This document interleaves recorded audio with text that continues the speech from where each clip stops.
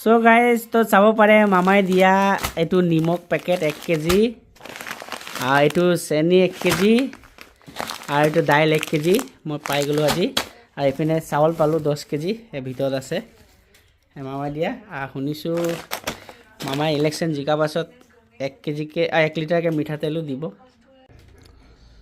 চ' guys খিচিৰিটো চাব পাৰে মামাই দিয়া 1 কেজি মচুৰ দাইলেৰে দি খিচিৰি বনাই খাইছোঁ আজি আমি। এইপিনে বইল কণী 2টা আছে, বইল আলু আছে, এইপিনে আচাৰ আছে। মামাই দিছে মচুৰ দাইল 1 কেজি, চেনি 1 কেজি, নিমখ 1 কেজি, চাউল 10 কেজি। সেইটোৱে দি আমি এতিয়া খিচিৰি বনাই খাই আছোঁ।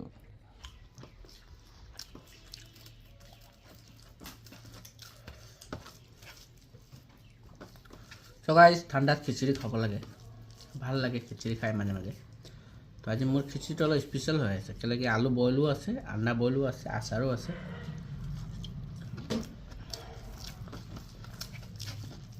আৰু খিচিৰিটো মূলা চূলা দি কিনে বনাইছে।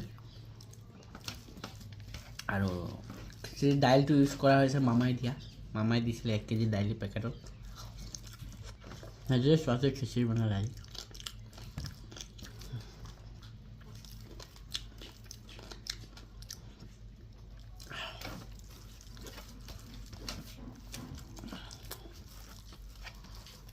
নিমখ লৈ নিছ और नोटर